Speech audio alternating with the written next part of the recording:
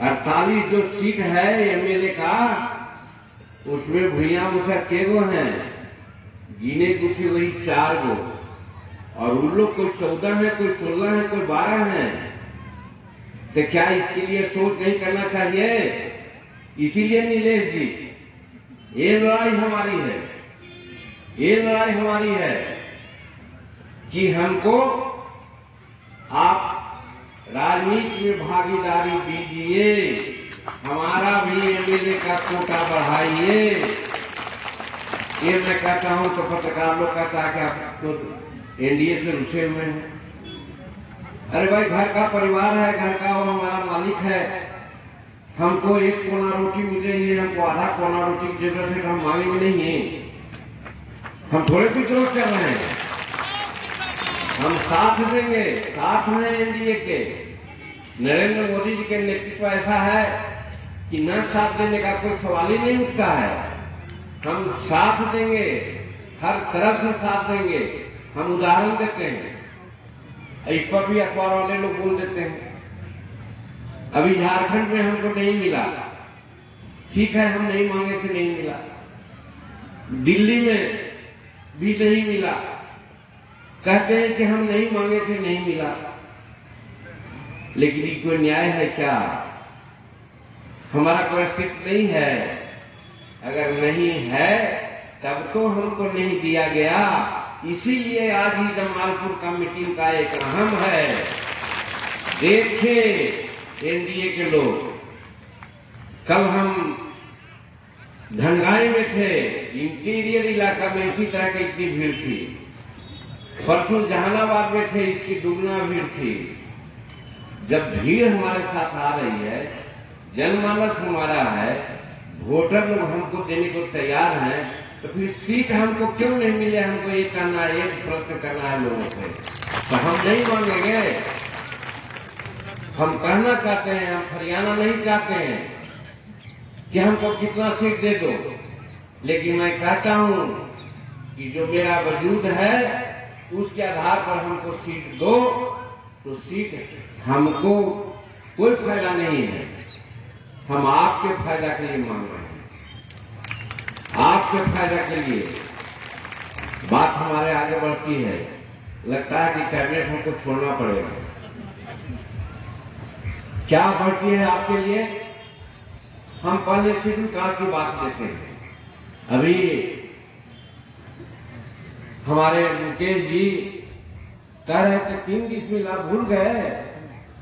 जीतन मांझी मुख्यमंत्री बना था तो कानून बना दिया था कि 5 डिसमिल जमीन हम देंगे।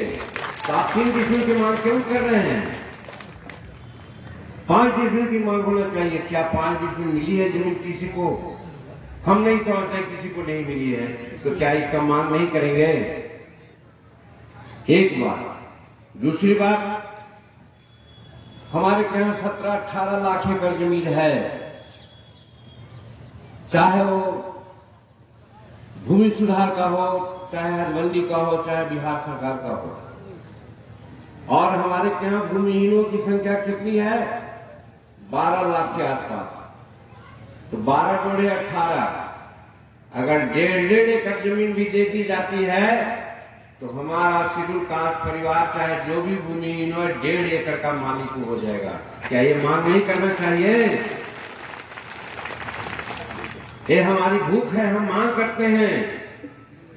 और ये मांग मेरे भाइयों बहनों, कहा गया है रामायण में कि विनय न मान ही जल्दी जड़, गए कै दिन बीत, बोले राम सकोप बस, भय बिनु हो ही न प्रीत, भय बिनु हो ही न प्रीत। और वो भय क्या है?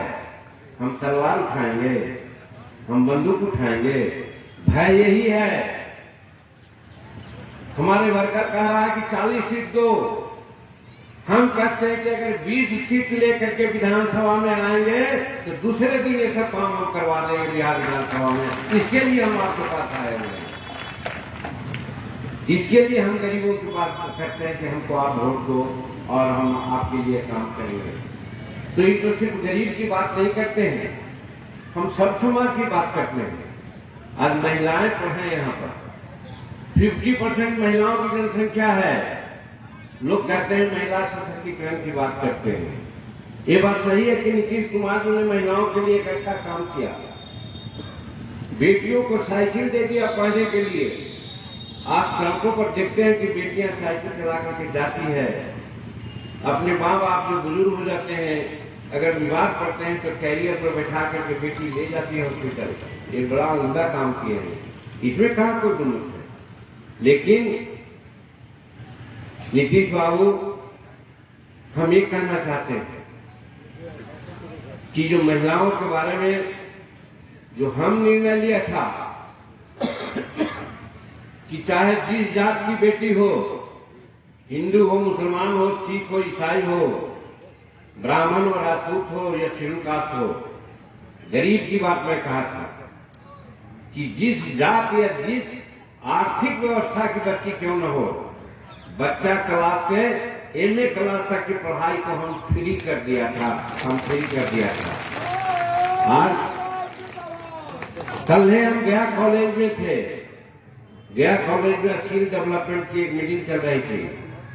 बेटियां खड़ा होकर के कही हमसे कि अंकल, कोई दादा कही, कोई अंकल बोली कि आप तो माफ करा दिया था, लेकिन सरकार डेफिसिट ग्रांट नहीं दे रही है। इसके लिए अमीर के बेटी तो पैसा दे करके फॉर्म भर लेती है, लेकिन गरीब की बेटी घर पर जाके बैठ जाती है। क्या यही उपाय है? यही जस्टिस है? तो कैसा सशक्तिकरण है? हम नीतीश कुमार जी से मांगना चाहते हैं कि अभी आप सुधरिए, अभी कम से कम डेफिसिट ग्रांट दीजिए कि हमारी बेटियां जिनकी पढ़ाई छूट गई है उनकी पढ़ाई कंटिन्यू करें। ये कोई बगावत नहीं है, अधिकार की मांग है। और इसीलिए हम आपसे कहते हैं